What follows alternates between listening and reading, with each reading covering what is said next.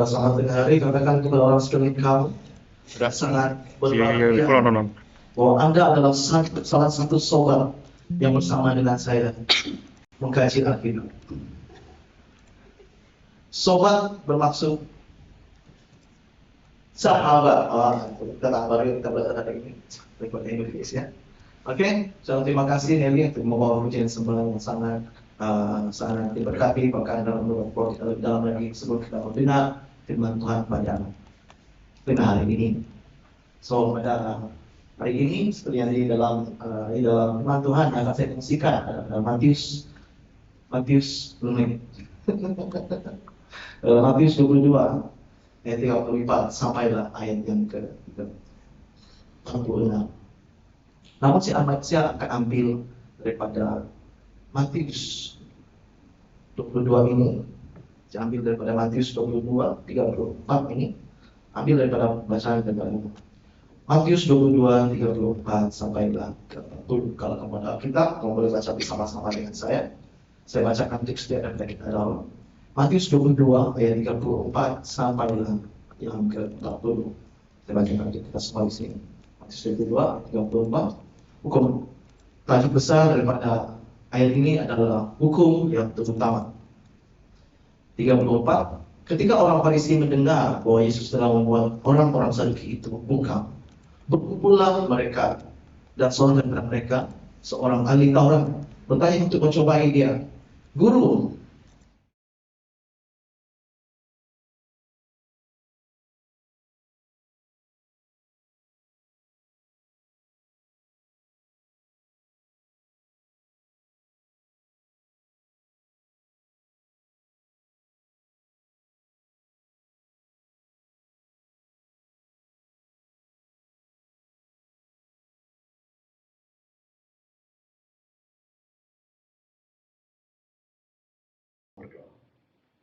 Tuhan Bapa di surga, Tuhan, terima kasih untuk pada hari ini Tuhan, kami dapat berkumpul bersama dengan firman-Mu ya Tuhan. Berarti hamba-Mu yang akan menyampaikan firman-Mu ya Tuhan, dan juga Bapa saya berdoa untuk setiap para murid-Mu ya Tuhan, biarlah firman-Mu yang mereka dengar Tuhan itu semakin jelas dan bertanam benih ya Tuhan di dalam hidup mereka, dan mereka berbuah dan melihat sampai orang melihat mereka ya Bapa. Berkati Tuhan, sebelum kami pada tengah hari ini, kami mulakan dalam nama Yesus, kami berdoa. Amin. Haleluya. So kita lihat sebelum saya masuk pada tajuk dan juga bacaan khotbah yang ingin saya sampaikan pada tengah hari ini. So saya percaya persiapan yang saya berikan cukup lama, sampai 1 bulan. 1 bulan. Saya sudah pilih daripada awal minggu lagi. Namun saya diberikan kesempatan untuk lebih dalam lagi mendalami apa maksud daripada firman ini. So daripada saya membaca satu pasal 22 ini, saya baca ayat 21, 22 dan 23. Next slide. Matius 21, Matius 22 dan 23. Ini yang menjadi devosi saya, yang semakin saya coba untuk memahami apa yang Tuhan ingin sampaikan, apa yang Yesus ingin sampaikan.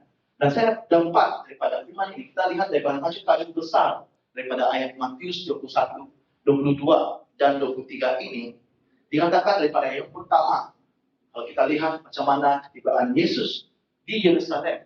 Event ini terjadi pada masa Yesus first datang di Yerusalem. Apa yang terjadi dengan dia? Dia disambut dengan sangat meriah. Dia disambut dengan sangat meriah. Semua orang Yahudi, semua orang-orang ahli Farisi, semua orang-orang ahli Taurat, mereka datang. Mereka datang ke sana. Dan ramai daripada orang-orang Yahudi pada masa itu menyambut Yesus. Dan mereka menyambut Yesus dan dilaukan, Hosana, Hosana bagi anak Daud. Dia katakan, Hosana, Hosana bagi anak Daud.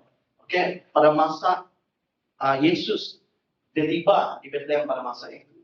Orang-orang Yahudi menyambut dia dengan sambil menunggang keldai pada masa itu. Dia katakan, Hosana, Hosana bagi anak Daud. Hosana bagi anak Daud. Dan kalau kita lihat daripada aktiviti apa yang Yesus lakukan, pertama dia datang ke Yerusalem adalah dia melakukan penyucian bait Allah, the cleansing of the temple of God. Lepas itu lepas dia menyucikan, dia banyak daripada itu tersebut pada saat dia kutuk pohon arang dan juga banyak orang bukan saja dia melakukan mujizat, bukan saja dia melakukan dia mendoakan dan sebagainya. Salah satu yang paling menarik pada saat Yesus, pada saat Yesus datang, the moment yang pada saat Yesus datang ke Bethlehem adalah ramai orang coba untuk mencobai dia. Ramai orang coba untuk mencobai dia, terutamanya orang ahli Taurat dan juga orang-orang Farisi, Pharisees. Mereka banyak mencoba konfrontasi Yesus. Dan apa yang amaze saya di sini adalah Yesus, macam mana dia menjawab soal mereka adalah dengan perumpamaan. Dia katakan dengan perumpamaan, dia katakan dengan cerita, dia katakan dengan menggunakan apa yang mereka tahu sendiri, dengan soalan. Dia tidak bagi tahu jawaban begitu saja, tapi dia bagi tahu tentang perumpamaan, supaya orang-orang Farisi dan juga semua orang Yahudi pada masa itu mereka paham apa maksud kedatangan Yesus ke Yerusalem pada masa itu. Apa maksud apa maksud Kristus itu dalam hidup dia? Kenapa dia datang ke Bethlehem? Kenapa dia datang ke di Yerusalem pada masa itu? So ada daripada topik-topik ini saya belajar dan saya coba untuk mendalami Tuhan apa yang Engkau sampaikan.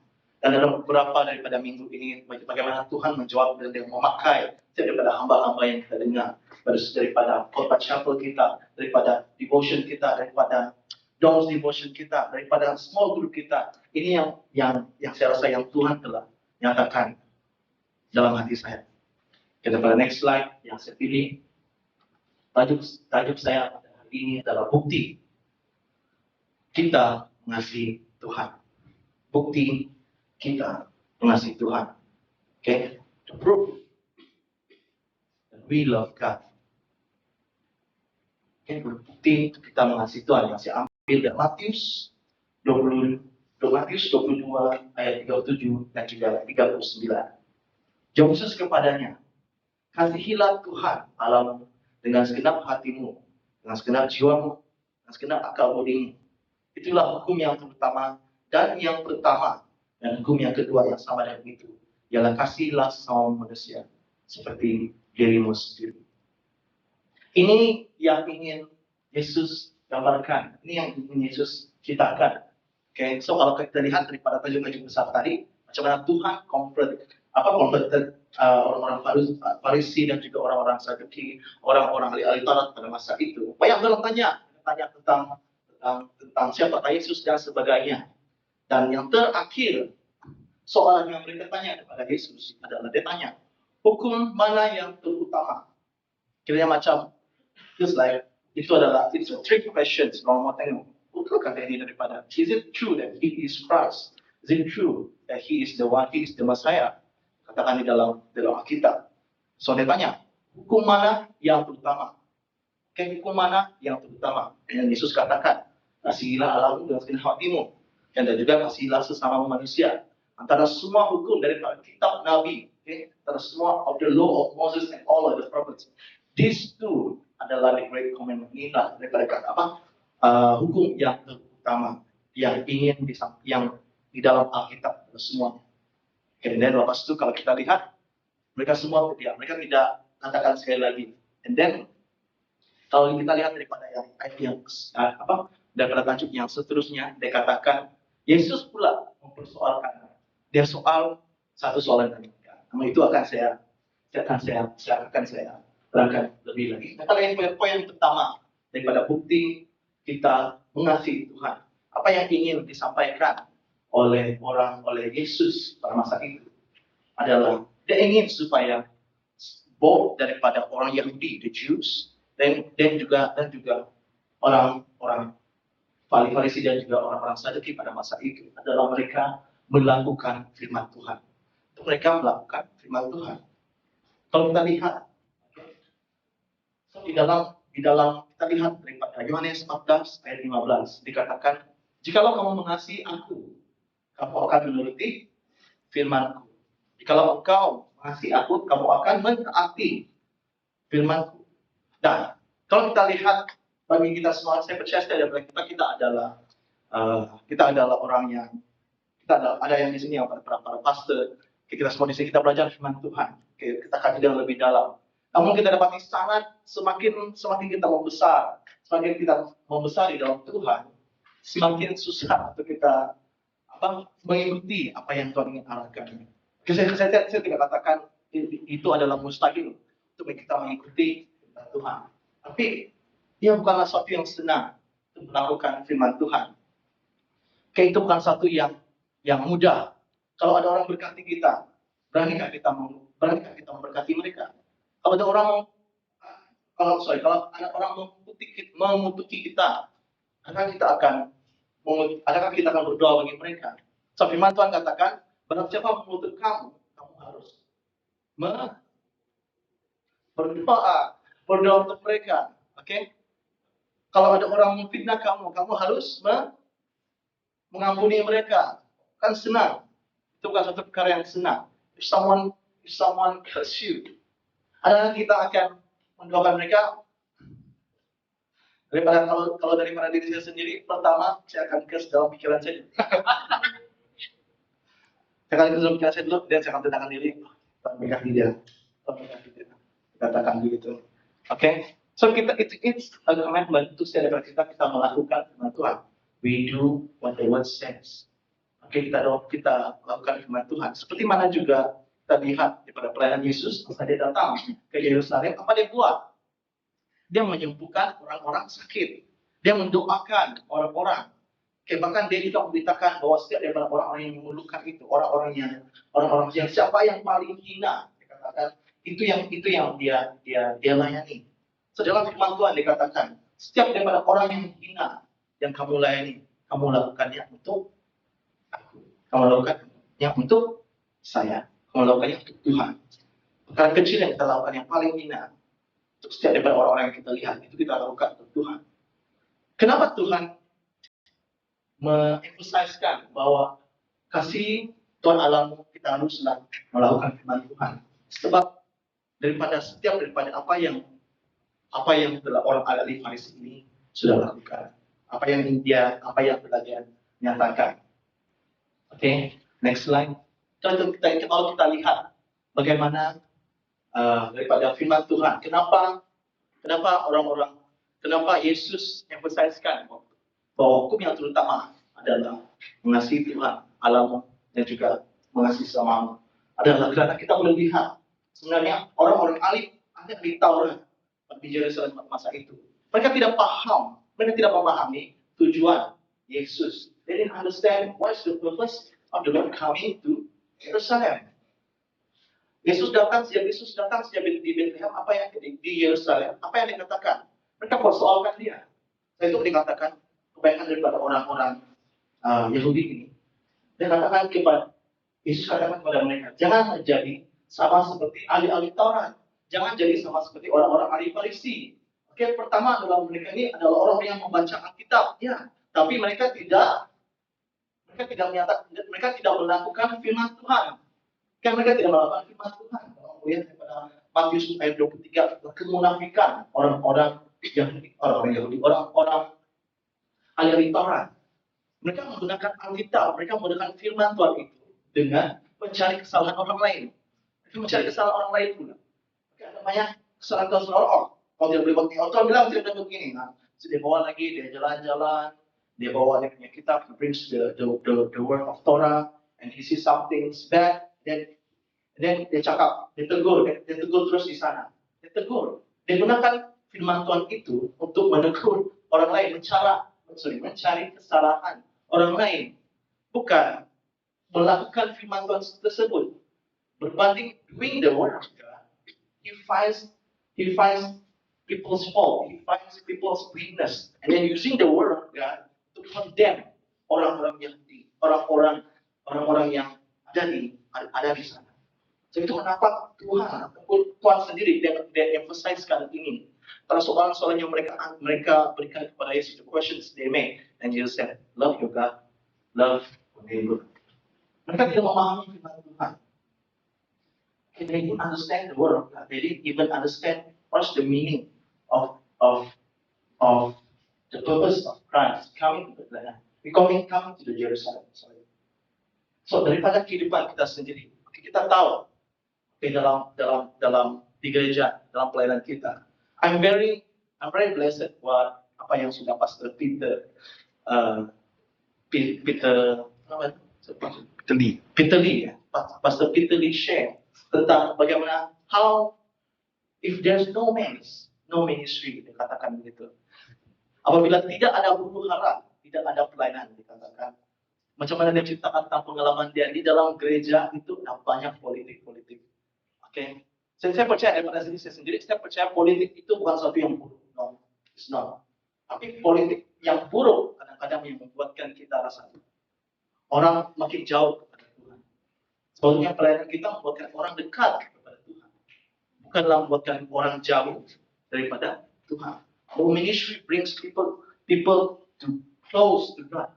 Not bring people to make far away from the Lord. And then dia share, dan saya sangat diberkati macam mana dia kongsikan yang macam mana orang senior pastor dia atau orang pemimpin dia yang sudah lama habis daripada sekolah Alkitab and then training di gereja yang pertama. Pada gereja yang pertama 1 tahun dia tidak bertahan, dia pindah gereja. Tahun yang kedua dia tidak tahan, dia pindah gereja. 3 tahun dia tidak tahan, dia pindah gereja. Dan akhirnya dia jual sayur. Dia jual sayur, lepas itu pada akhir hidup dia terjadinya kidney failure, itu bombing yang dia tidak berfungsi dan dia mati begitu saja. Apa yang saya dapat daripada di sana, macam mana saya bezakan macam mana Tuhan pakai Pastor Peter dalam kehidupan dia. Apa membezakan Pastor Peter dengan pemimpin dia adalah Pastor Peter dia tidak lawan orang-orang pastor dia. Dia tidak ikut apa yang pastor dia buat. Tapi dia dengar apa yang pemimpin dia katakan. So kalau kita lihat daripada Matius ayat 23 ini, kita lihat macam mana Tuhan katakan, kamu harus dengar apa yang orang-orang Farisi, apa yang orang-orang Saduki buat. Kamu harus dengar, tapi jangan jadikan mereka teladan. Jangan ikut apa yang mereka buat. Dengar apa yang mereka cakap, tapi jangan ikut apa yang mereka buat. Sebab kadang kita daripada firman Tuhan yang kita terima, kita lakukannya untuk mencari kesalahan orang lain. Kita gunakannya untuk menegur orang lain, tapi kita sendiri tidak melakukannya. Dan saya rasa Pastor Peter, dia betul-betul emphasize dan dia jadikan teladan dalam kehidupan dia sendiri. Kita boleh lihat walaupun dalam kelemahan dia, dalam masa keuangan dia sendiri, dia masih percaya Tuhan, dia masih ikut perintah Tuhan. Walaupun dia lihat ramai daripada senior dia, pastor-pastor atau pemimpin dia jatuh, dia masih lagi dengan apa yang Tuhan katakan. Begitu juga dengan setiap daripada kita. Apa tujuan firman Tuhan yang ternyatakan dalam kehidupan kita adalah untuk kita melakukannya. Untuk kita melakukan firman Tuhan. Dan satu bukti bahwa kita mengasihi Tuhan, the proof that we love God is we do and we obey the word of God. Kita melakukan mentaati firman Tuhan. So tujuan kita di dalam pelayanan, dalam gereja, kita dipanggil untuk memenangkan jiwa. Bukannya untuk memenangkan perbalahan, bukan untuk bergaduh. God call us to win souls, not to win arguments. Tapi kadang-kadang a lot of di media sosial banyak pribadi Kristen suka argument. Saya boleh lihat lagi kenapa? Sebab mungkin disebabkan media sosial kan, kalau kamu tidak ada argument, people will not see. If you do just devotion, mari kita datang mengasihi Tuhan, just do devotion, people will not see. But arguments, itu yang ramai orang melihat. Jadi itu kenapa ramai daripada pastor-pastor ataupun salah satu influencer, influencer sendiri, mereka menggunakan firman Tuhan untuk menjadikan topik viral. Mencari kesalahan, lalu mencari kesalahan pastor-pastor, mencari kesalahan khotbah. KKR itu bukan penting. Kebangunan itu tidak penting. Gereja itu bukan penting dan sebagainya. Sampailah ramai orang di dalam komen coba untuk support, dan juga ada juga di dalam komen coba untuk tidak support. Dan dia menjadi sangat banyak orang views. So bagi saya sendiri saya sangat sedih macam mana di mana orang menggunakan arguments. Kalau tidak, bagi saya sendiri tidak ada menjadi masalah untuk kita. Contohnya kalau ada pastor yang coba untuk menyampaikan firman Tuhan itu, tapi salah, itu kita boleh tegur, kita boleh tegur dengan cara yang sebagainya. Tapi untuk kita buat perbalahan sampailah kita sendiri di dalam gereja kita menjauhkan dengan orang-orang lain, sampailah saya tidak bergaul dengan orang ini, I think I have no relationship, I have argument with this guy, I don't want to go to this church anymore, or then go to the next church, or I have different visions. I have different visions now. I've got them given to me. Or this church, I have the same vision. It's okay. I'm coming out from this church. I don't want to mix with them anymore. Okay, I don't want to mix with them anymore. Sebabkan arguments ramai daripada orang-orang ataupun gereja-gereja, orang-orang yang tidak percaya semakin jauh daripada Tuhan. Why? Sebab daripada pemikiran orang-orang Saduki dan orang-orang Farisi, mereka tidak melakukan firman Tuhan. Mereka mencari kesalahan.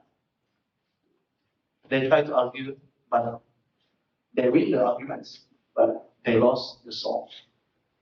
Dan juga daripada kita mengasihi Tuhan, daripada poin utama melakukan firman Tuhan, masuk kepada poin yang kedua saya. Poin yang kedua adalah mengasihi sesama. Saya tahu ini adalah tajuk yang sangat general, tajuk yang sangat daripada kita sendiri. Kita semua tahu bahwa bukti itu kita mengasihi Tuhan, kita harus mengasihi sesama kita. Tapi saya ingin kita lihat dari perspektif Yesus. Kenapa dia ingin emphasize-kan bahwa orang-orang dia menginvestasikan mengasihi sesama manusia ini kepada orang-orang Saduki, kepada orang-orang ahli Taurat dan juga pada orang-orang Farisi pada masa itu.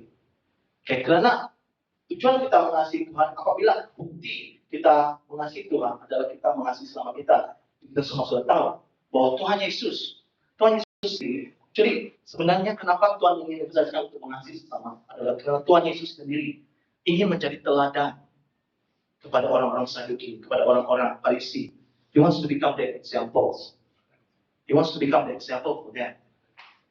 So saya percaya Tuhan sendiri dia bukan kecam orang-orang ahli Farisi, ahli Taurat dan sebagainya. Dia tidak kecam saja, tapi dia coba untuk menyelamatkan mereka. They want them to understand. Okay, if you really love God, you need to love the people. And bagaimana Tuhan tunjukkan adalah dia menjadi teladan. Yesus menjadi teladan bagi kita. Dia turun ke dunia, dia tinggal bersama-sama dengan kita, dia hidup bersama-sama dengan kita dan mengasihi semua orang. Yang paling terbaik adalah dia mempunyai hubungan yang baik dengan semua orang. Okay? Bahkan itu daripada kita juga. Walaupun memang kita sendiri kita ada perbalahan, kita ada ketidakpuasaan dengan semua orang. Ideologi saya begini, ideologi saya begini, begitu. Kalau daripada sendiri. Tapi walaupun dalam kegaduhan, contohnya ada orang curi makanan kamu, curi kamu punya mayonis, then people steal your mayonnaise. We still have a good relationship. Kan disebabkan mayonis itu saja, kan disebabkan mencuri makanan itu saja. Even kalau daripada kami tiga lah, Chris, saya dengan Kigen, kalau ada something yang kami tidak berasa ngapau, kami akan coba untuk pertahankan gitu. Pada dalam saya coba belajar macam mana Kigen ajar saya berkhotbah.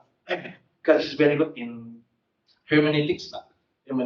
So saya coba untuk belajar lah, can you teach me? Dan dia bagi tahu, dia ajar saya, apa yang dia buat adalah dia tukar semua, he changed the whole of my sermon kepada sermon dia. Maksudnya kuat begini. And then the next day I need to present again. Next day I need to preach again. So we argue lah. Man, I don't have time lah. And you must do it like this. I don't have time to do it like this anymore. It's okay. You need to do it. Sampai pukul 1, pukul 2. And then kalau anda main aja nih, you do your best. Tapi walaupun di dalam argumen begitu, kamu masih lagi mempunyai hubungan yang baik. So saya percaya setiap daripada kita sentiasa ada argumen kita sendiri, kita sentiasa ada vision kita sendiri. Tapi jangan disebabkan oleh perkara kecil itu, bukan kita rasa kepentingan diri sendiri. Kita coba untuk ego kita semakin tinggi. So inilah yang paling menakutkan.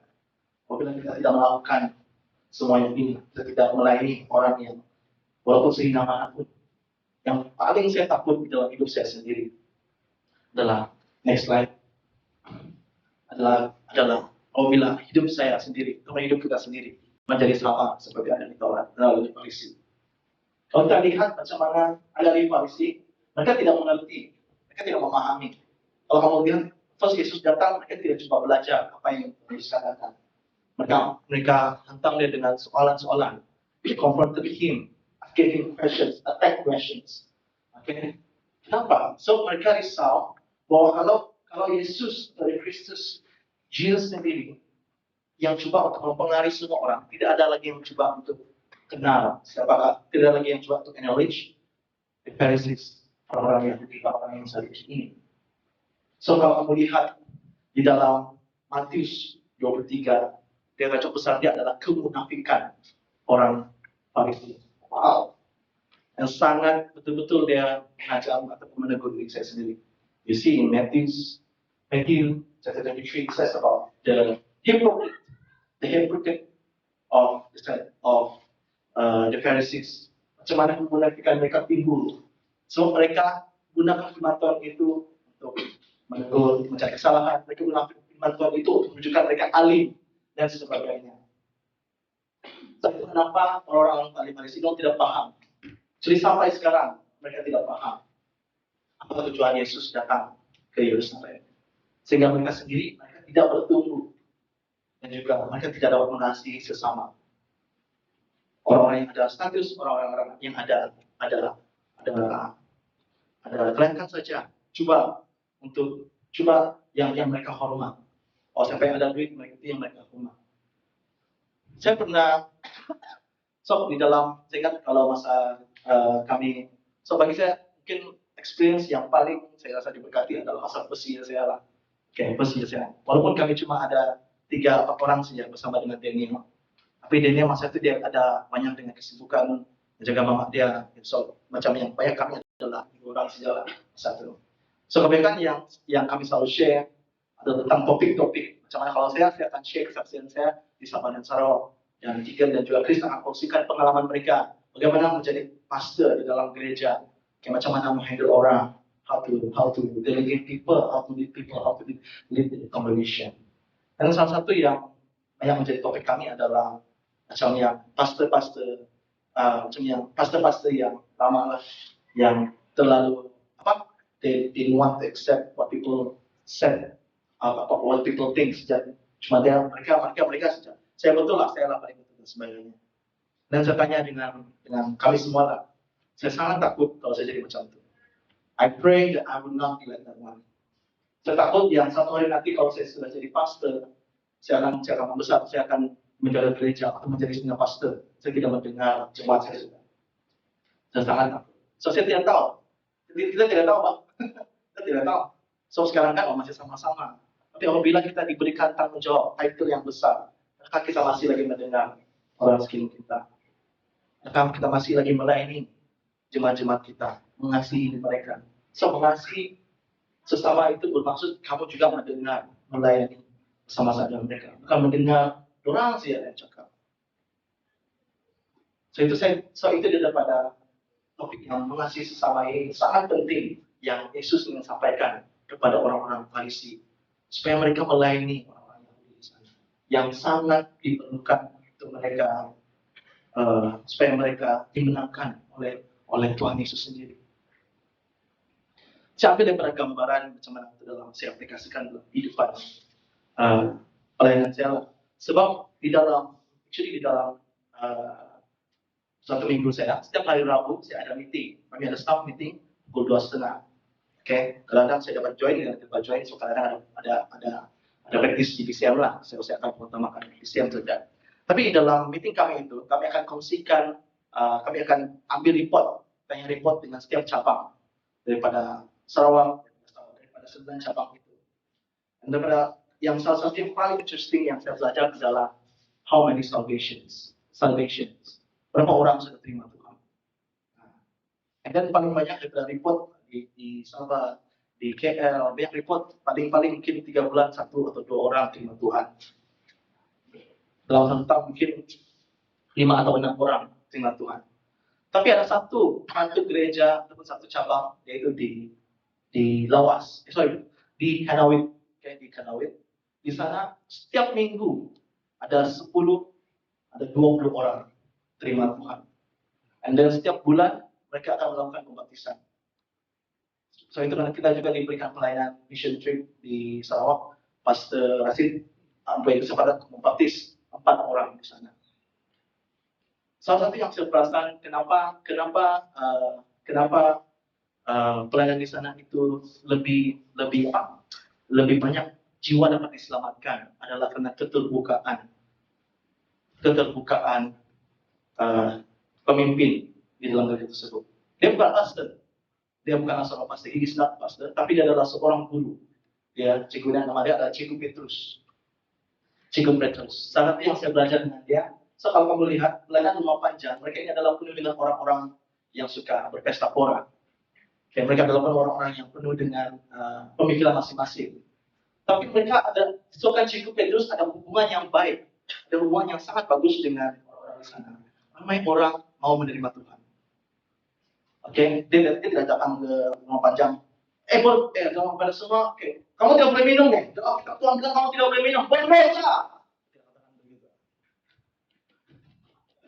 Yang dia lakukan adalah sama seperti macam yang Pastor Aziz selalu lakukan. Datang di sana, shalom, kami datang, kami tinggal. Terus adalah kami tinggal bersama-sama dengan orang panjang. Cerita macam mana apa terjadi hari ini. Oke, terus makan bersama-sama. And then tiba-tiba tuan rumah itu sendiri akan cakap, pastor, boleh gak kita buat kelompok kesel di sini? Oh, boleh. Orang sendiri yang di-share mau. Dan dari situlah kita diberikan pelayanan juga untuk mengkongsikan firman Tuhan, untuk mengasihikan. Barang siapa mau mengenal Tuhan, ataupun mau tahu di mana mereka akan berada dalam akhir hidup mereka nanti, datang firman Tuhan. Pada saat itu orang firman Tuhan.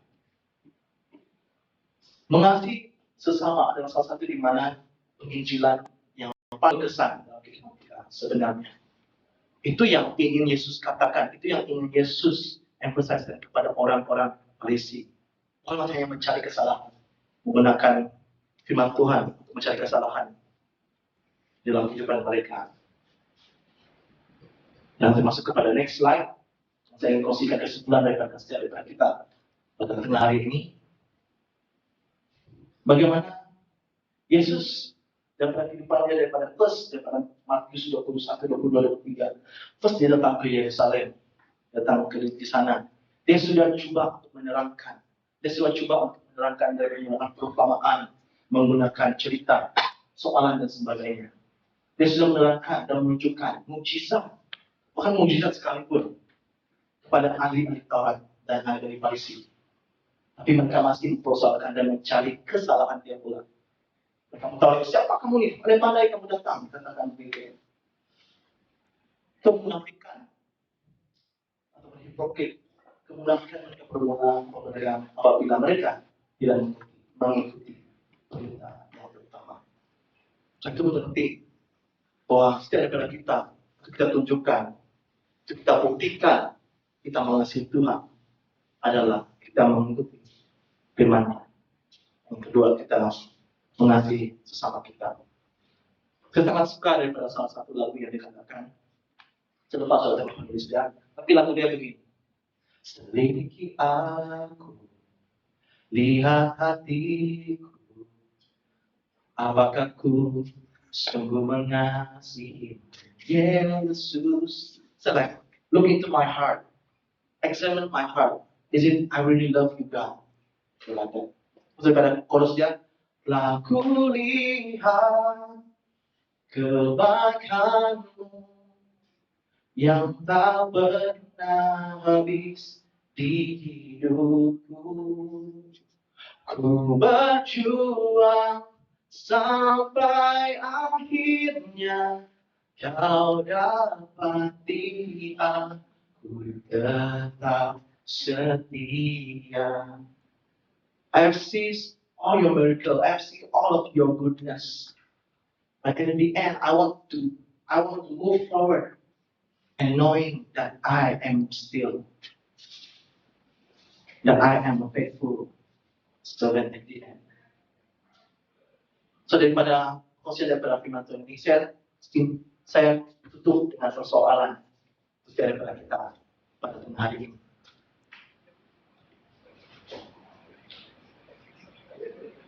Do we examine ourselves? Setiap kali kita melakukan pelayanan, adakah kita melakukan firman Tuhan? Ataupun kita mengikuti pemikiran kita sendiri? Ataupun dalam setiap apabila kita diberikan pilihan untuk menggunakan firman Tuhan itu, apa terjadinya perkelahian dan arguments? Adakah kita mampu untuk mengasihi sesama kita? Atau masih lagi berpegang pendidikan, berpegang kepada pendirian sendiri? So, kan teologi saya betul, kamu salah. Tapi mari kita dalam pelayanan kita menjadi sama seperti Yesus. Dia coba untuk membawa orang-orang Yahudi dan juga orang-orang ahli Farisi untuk membawa mereka datang kepada Tuhan. Bagaimana? Berikan example kita. Tunjukkan kepada mereka bahwa di dalam hukum yang terutama inilah yang membuktikan kalau mengasihi Tuhan. Amin. Mari kita berdoa.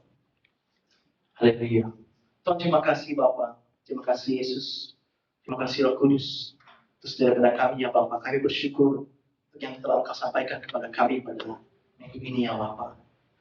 Tuhan, daripada Matius berdua ini Tuhan, banyak mengajar kami bagaimana Engkau melayani jiwa-jiwa yang hancur Tuhan, jiwa-jiwa yang perlukan dorongannya. Dan juga Engkau menunjukkan juga ada orang yang mungkin tidak dapat terima Engkau Tuhan.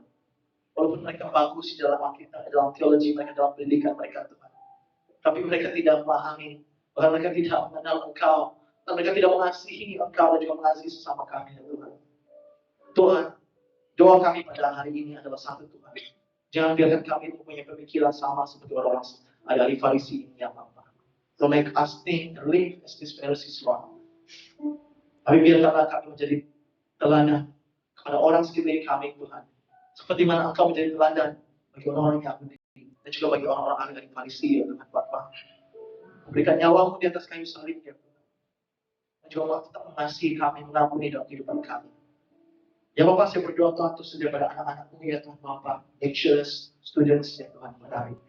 Saya berdoa untuk setiap pada kami ya Tuhan. Namun dalam pelayanan kami ya Tuhan, kami akan ingat Tuhan bahwa Engkau mengasihi kami. Kami harus mengasihi Engkau dengan segenap hati kami, dengan segenap jiwa kami, dengan segenap akal budi kami. Dan juga mengasihi orang sekeliling kami. Tidak kira ada perbanyak best dalam hidup kami, dalam hidup mereka Tuhan. Semuanya Bapak kami berdoa agar kami tidak menjadi sama dengan orang-orang ahli Farisi Tuhan, tapi menjadi sama seperti Engkau. Terima kasih Tuhan, terima kasih Yesus. Nama Tuhan Yesus Kristus, kami semua berdoa. Amin.